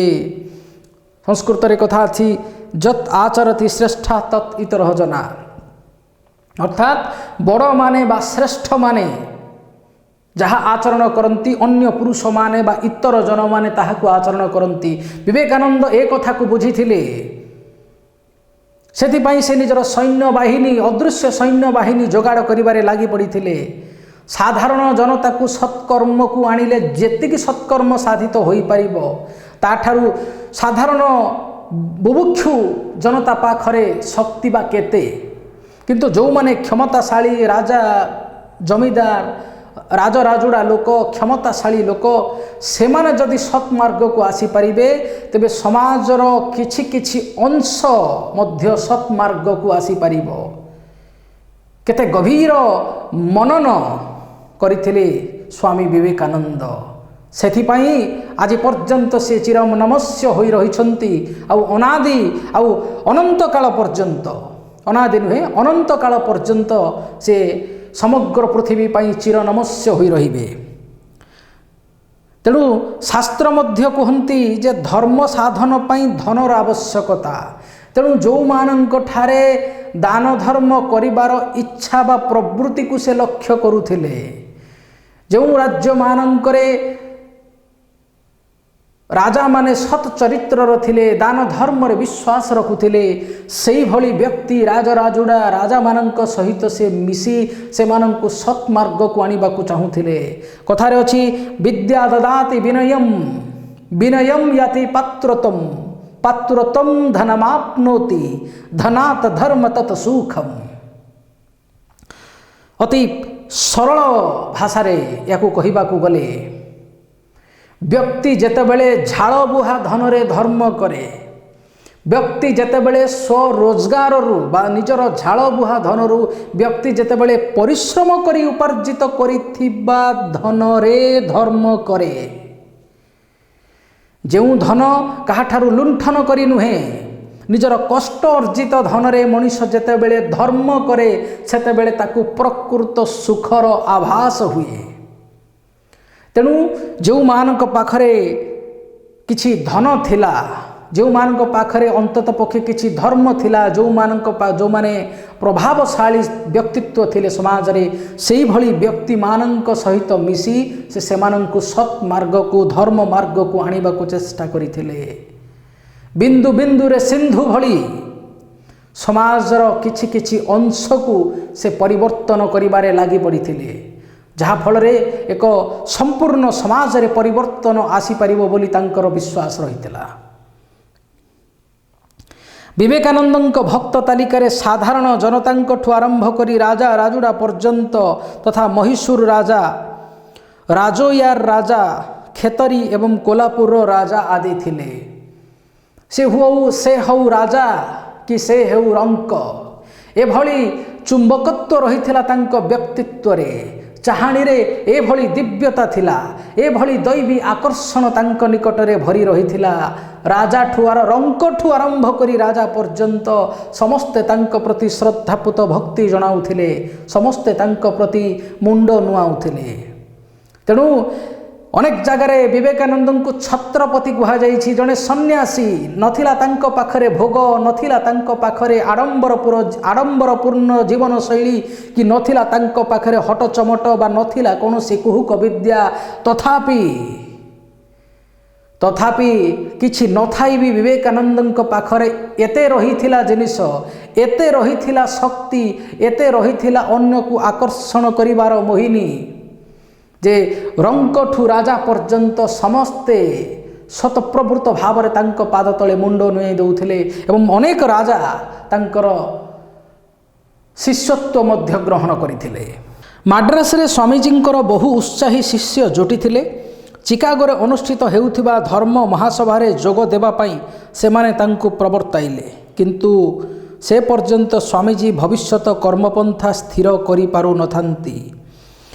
ଦକ୍ଷିଣରେ ବିଭିନ୍ନ ତୀର୍ଥ ଭ୍ରମଣ କରି ସେ ରାମେଶ୍ୱରଠାରେ ପହଞ୍ଚିଥିଲେ। ସେଠାରୁ ଗଲେ କନ୍ୟାକୁମାରୀ, ଭାରତର ଦକ୍ଷିଣ ସୀମାର ଅନ୍ତର ଯେଉଁଠାରେ ଘଟେ ବା ଶେଷ ଘଟେ। ଭାରତର ଦକ୍ଷିଣ ସୀମାନ୍ତର ପୁଣ୍ୟଭୂମି କନ୍ୟାକୁମାରୀ, ଆଗକୁ ଦିଗନ୍ତ ବିସ୍ତାରୀ ସମୁଦ୍ର। ସାରା ଭାରତବର୍ଷ ଘୁରି ବୁଲି କନ୍ୟାକୁମାରୀରେ ପହଞ୍ଚିଲା ବେଳକୁ ବିବେକାନନ୍ଦ କ୍ଳାନ୍ତ। ଏହାପରେ ଆଉ ଯିବେ କୁଆଡ଼େ? ସମୁଦ୍ର କୂଳର ଅଳ୍ପ ଦୂରରେ ଦକ୍ଷିଣ ଦିଗରେ ଭାରତର ଶେଷ ଭୂଖଣ୍ଡ ରୂପେ ପାହାଡ଼ଟିଏ ମୁଣ୍ଡ ଟେକିଛି। ନାଉରୀକୁ ପଇସା ଦେବାକୁ ତାଙ୍କ ପାଖରେ କାଣି କଉଡ଼ିଟିଏ ମଧ୍ୟ ନଥିଲା। ସାର୍କ ସଂକୁଳ ସମୁଦ୍ରକୁ ଭୟ ନ କରି ପହଁରି ପହଁରି ବିବେକାନନ୍ଦ ପାହାଡ଼ ପାଖକୁ ଯାଇଥିଲେ। ଅଦ୍ଭୁତ ସ୍ଥାନ, ଭାରତବର୍ଷର ଶେଷ ପ୍ରସ୍ତର ବା ପଥର, ଭାରତବର୍ଷର ଶେଷ ପ୍ରସ୍ତର ଖଣ୍ଡ ଉପରେ ଉପବେଶନ କରି ବିବେକାନନ୍ଦ ଦେଖିଥିଲେ ଗୋଟେ ପଟେ ଦିଗନ୍ତବ୍ୟାପୀ ବିଶାଳ ଭୂଖଣ୍ଡ ପ୍ରିୟ ଜନ୍ମଭୂମି, ଆଉ ଅନ୍ୟପଟେ ଅନନ୍ତ ଜଳରାଶି। ସତେକି ଜଳ ଓ ସ୍ଥଳକୁ ଦିଭାଗ କରି ତାଙ୍କ ଅନ୍ତରର ଦ୍ୱନ୍ଦ୍ୱ ଗୋଟେ ଛୋଟ ପାହାଡ଼ ଆକାରରେ ମୁଣ୍ଡ ଟେକିଛି। ତେଣୁ ଯେତେବେଳେ ସେ କନ୍ୟାକୁମାରୀରେ ପହଞ୍ଚିଲେ, ଜୀବନରେ ପ୍ରଥମ ଥର ଏଭଳି ଅପୂର୍ବ ଆଉ ଦିବ୍ୟ ଅନୁଭବ ସେ କଲେ। ସମୁଦ୍ର କୂଳର ଅଳ୍ପ ଦୂରରେ ଦକ୍ଷିଣ ଦିଗରେ ଭାରତର ଶେଷ ଭୂଖଣ୍ଡ ରୂପରେ ପାହାଡ଼ଟିଏ ମୁଣ୍ଡ ଟେକିଛି। ତେଣୁ ବିବେକାନନ୍ଦ ସମଗ୍ର ଭାରତକୁ ପରିବର୍ତ୍ତନ କରିବାକୁ ଯାଇ ସମଗ୍ର ଭାରତକୁ ଖେଦି ଯାଇଥିଲେ, କବି ଲେଖକଙ୍କ ଭାଷାରେ, ବା ପରିଭ୍ରମଣ କରିଥିଲେ। ଏପରିକି ସମୁଦ୍ର କୂଳର ଅଳ୍ପ ଦୂରରେ ଦକ୍ଷିଣ ଦିଗରେ ଭାରତର ଶେଷ ଭୂଖଣ୍ଡ ରୂପେ ଯେଉଁ ପାହାଡ଼ଟି ମୁଣ୍ଡ ଟେକିଥିଲା, ସେହି ପାହାଡ଼ ପର୍ଯ୍ୟନ୍ତ ସେ ପହଞ୍ଚି ଯାଇଥିଲେ। ଏଥିରୁ ତାଙ୍କର ସଂକଳ୍ପ ଶକ୍ତିର ଅନୁମାନ କରି ହୁଏ। ସମ୍ପୂର୍ଣ୍ଣ ଭାରତବର୍ଷକୁ ତନ୍ନ ତନ୍ନ କରି ଅନୁଧ୍ୟାନ କରିଥିଲେ ଏହାର ଜନଜୀବନକୁ, ଦାରିଦ୍ର୍ୟତାକୁ, କଳା ସଂସ୍କୃତିକୁ, ରହିଥିବା ବିଭିନ୍ନ ଅପସଂସ୍କାରକୁ। ତେଣୁ ଭାରତବର୍ଷର ଶେଷ ପ୍ରସ୍ତର ଖଣ୍ଡ ଉପରେ ଉପବେଶନ କରିବା ବସି ବିବେକାନନ୍ଦ ଦେଖିଥିଲେ ଯେ ଗୋଟିଏ ପଟେ ଦିଗନ୍ତ ବ୍ୟାପୀ ବିଶାଳ ଭୂଖଣ୍ଡ ପ୍ରିୟ ଜନ୍ମଭୂମି ଏବଂ ଅନ୍ୟପଟେ ଅନନ୍ତ ଜଳରାଶି। ସତେକି ଜଳ ଓ ସ୍ଥଳକୁ ଦିଭାଗ କରି ତାଙ୍କ ଅନ୍ତରର ଦ୍ୱନ୍ଦ୍ୱ ଗୋଟିଏ ଛୋଟ ପାହାଡ଼ ଆକାରରେ ମୁଣ୍ଡ ଟେକିଛି। ତେଣୁ କନ୍ୟାକୁମାରୀକୁ ପରିଭ୍ରମଣ କରିବା ପୂର୍ବରୁ ସେ ଭବିଷ୍ୟତରେ ତାଙ୍କର ଆଉ କ'ଣ କର୍ମ ଯୋଜନା ରହିବ ସେ ନେଇ ସେ କିଛି ସ୍ଥିର କରିପାରୁନଥାନ୍ତି। ଯେଉଁ କଥା କୁହାଗଲା ଯେ ମାଡ୍ରାସରେ ସ୍ୱାମୀଜୀଙ୍କର ବହୁ ଉତ୍ସାହୀ ଶିଷ୍ୟ ଜୁଟିଥିଲେ। ଚିକାଗୋରେ ଅନୁଷ୍ଠିତ ହେଉଥିବା ଧର୍ମ ମହାସଭାରେ ଯୋଗ ଦେବା ପାଇଁ ସେମାନେ ତାଙ୍କୁ ପ୍ରବର୍ତ୍ତାଇଥିଲେ ବା ଉସ୍କାଇଥିଲେ। ତେଣୁ कन्याकुमारी रे पहुँची सेठी सार्क संकुल समुद्र को भय न करी पहरी पहरी विवेकानंद पहाड़ पाखक जाइथिले। केते सत् साहसी थिले, केते ईश्वर विश्वासी थिले, केते आध्यात्मिक शक्ति परिपूर्णता तांक भितरे रहिथिला। सार्क संकुल समुद्र को मध्य से भय करि नथिले। से मध्य युवा शक्ति बा युवक शक्तिर श्रेष्ठ निर्दर्शन थिले। डर तांकर कहा प्रति नथिला, अपितु श्रद्धा और भक्ति रे रंकठू राजा पर्यंत तांक पाद तले नतमस्तक हेउथिले। भारतर एकदम शेष जगार शेष भूखंड शेष जो छोटिया पहाड़ कथा कह जाउची सेठी जेतेबेले विवेकानंद पहुँची जाइछंती जो कथाटी कहगला जे समुद्र कूलर अल्प दूर रे दक्षिण दिगरे भारतर शेष भूखंड तापरे अनंत जलराशि शेष भूखंड रूपे पहाड़टीए मुंड टेकिछि। सेही पहाड़ जेतेबेले से उपवेशन करिछंती सेतिकी बेले तांक भितरे थिबा द्वंद्वर अवसान घटिछि। सेठू से भविष्यत रे आउ कौन आगकू करिवे तांक मनरे योजना परिष्कार हो जाइछि। सेठी बसी से ध्यानस्थ हेले ए देशर रक्षाकर्त्री भारत वर्षर आत्मा पुरुष बा तांकु पृथ्वी को पठेइथिबा सेही विश्व नियंता काहाठारु किए निर्देश तांक पाखक आसीथिला से कथा रहस्यमय। तेबे सही स्थान रे विवेकानंद स्थिर करिथिले जे तांकु दरिया पारी जीवाकू पड़िबो। दरिया पारीर शब्द एठारे कहगला जो चिकागो अमेरिकार चिकागो रे अनुष्ठित हेउथिबा धर्म महासभा सेठी तांक मध्यरे तांक मन मध्यरे चलीथिबा अंतर्द्वंद्वर अवसान घटिला। आउ से स्थिर कले जे मोर शिष्य माने मते जो प्रवर्ताउछंती चिकागो अनुष्ठित धर्म सभा जोग देबा पाई भारतर धर्म तत्व को सेठारे उपस्थापन करिबा पाई संभवतः वर्तमान से परिस्थिति आसी जाइछि, से समय आसी जाइछि मते दरिया पारी जीवाकू पड़िबो एवं समग्र सही धर्म सभा जोग देई मते समग्र पृथ्वी रे भारतीय दर्शन को उपस्थापन करिबाकू पड़िबो एवं समग्र पृथ्वी रे दिव्य चेतनार उद्रेक करिबाकू पड़िबो। आध्यात्मिकतार प्रकृत संज्ञा समग्र पृथ्वी आगरे मते उपस्थापन करिबाकू पड़िबो। सही स्थान जेउठू दिने सती सीतांकु ठाब करिबा पई महावीर हनुमान एका लंफके समुद्र पारी हो जाइथिले। कारण पिले एठारे कहा जाइछि जहाकू वर्तमान लंका बा श्रीलंका बोली आख्या दिया जाउछि।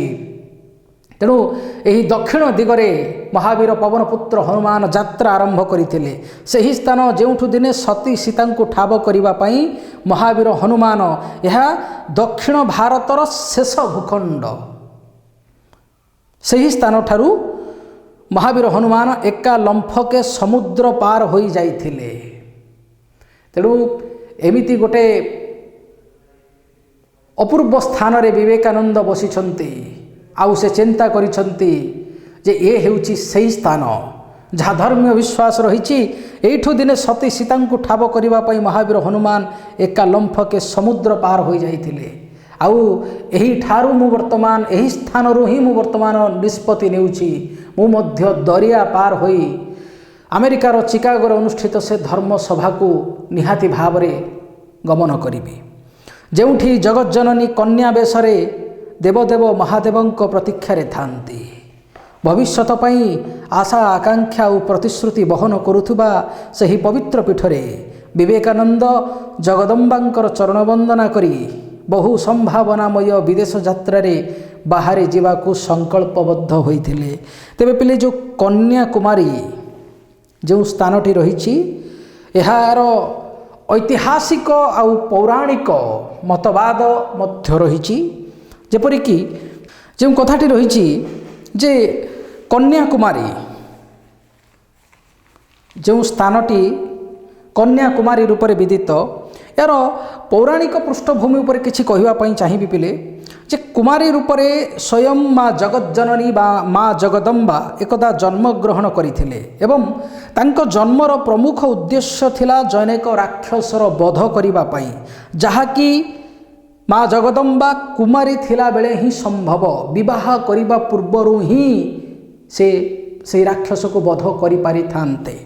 किंतु कुमारी शिवं को विवाह करिबा पई दृढ़ इच्छा पोषण करी कठोर तप आचरण करथिले एवं भगवान शिव मध्य कुमारींकर तप साधन संतुष्ट होई तांको पत्नी रूपे ग्रहण करिबा पई बरजात्री धरी जेमती विवाह रे बरजात्री आसंती से भली तांको विवाह करिबा पई आगे आसीथिले। तेबे शेषरे सृष्टि कल्याण निमंते कुमारींकर विवाह भगवान शिवंक सहित अनुष्ठित होई पारि नथिला, कारण कुमारी जदि विवाह कर जाई थांते तापरे से राक्षसर वध हेई पारि नथांता।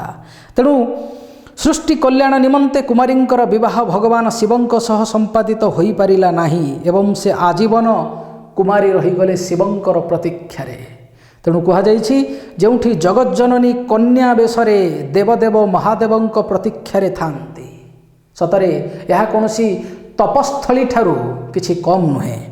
भविष्यत पई आशा आकांक्षा आउ प्रतिश्रुति बहन करुथिबा सही पवित्र पीठ निहाती भाव से पीठरे जोठी जगज्जननी आशारे अछंती भगवान शिवं को प्राप्त करिबा पई एक शाश्वत चिरंतन प्रतिश्रुति सही भली आशा आकांक्षा और प्रतिश्रुति बहन करुथुबा सही पवित्र पीठरे विवेकानंद जगदम्बांकर चरण वंदना करी बहु संभावनामय विदेश यात्रा बाहरी जावाकू संकल्पबद्ध होइथिले। समग्र भारत वर्ष को खेदी गला परे समस्त भारत वर्ष को कली सारिबा परे बा कलना करि सारिबा परे बा मेजरमेंट करि सारिबा परे सही ठारू भगवानंकर अपूर्व लीला सही ठारू ही विवेकानंद स्थिर करथिले वर्तमान भारत वर्षर उन्नति पाई ही मते विदेश जावाकू पड़िबो सही उक्त धर्म सभारे जोग देबा पाई। जो धर्म सभारे पहुँचवा बहु कष्ट स्वीकार करी से पहुँची थिले आ जो धर्म सभारे भारतीय धर्म को नीचा देखेबा पई अनेक प्रयास करा जाइथिला किंतु तांकर प्रारंभिक भाषण ही समग्र जनतांकर दृष्टि तांक प्रति आकर्षित होइथिला। जेतेबेले से अमेरिकार चिकागो धर्म महासभारे हे मोर अमेरिकावासी भाई और भौणीगण एतिकी कही तांकर अभिभाषण आरंभ करथिले। तांकर एही अभिभाषण रे गगन पवन प्रकंपित होइथिला, करताली रे से सभागृह प्रकंपित होइथिला। धर्म कौन, धर्मर संज्ञा कौन, मानव सहित धर्मर की संबंध रही अनेक विषय से सेठारे तांकर अभिवादन रखिथिले बा भारतीय धर्म दर्शन को सेठारे उपस्थापन करिथिले। समस्त स्तंभीभूत हो जाइथिले विवेकानंदंकर प्रज्ञा देखी तांकर धर्म धुरंधरता देखी। तेणु स्वल्प जीवन काल मध्यरे विवेकानंद जो कीर्ति छाड़ी जाइछंती, आध्यात्मवादर जो बन्ही से जलई जाइछंती, से बन्ही जुग जुग धरी भारत को धर्मर आलोक बांटी चली भारत नुहे समग्र पृथ्वी को धर्मर आलोक देखई चली। तेबे ये थिला गद्य नरेंद्र विवेकानंद। एठार पिले अनेक सूचना विभाग रे किछि क्लिष्ट शब्दर अर्थ देइछि। मु सबु बेले कहि आछि निजे मध्य गोटे अभिधान को अनुसरण कर जो शब्द गुड़िकर अर्थ देई नाही से शब्द गुड़िकर अर्थ मध्य तुमे बुझी पारिबो। तेणु मु आशा करुछि तमे माने आउ थरे ए भिडियोटी देखि सारिबा परे आउ थरे संपूर्ण विषयटी को मूलरू शेष पर्यंत पढ़िबा पई चेष्टा करिबो एवं यार प्रकृत भावार्थ को बुझिबा को चेष्टा करिबो। धन्यवाद।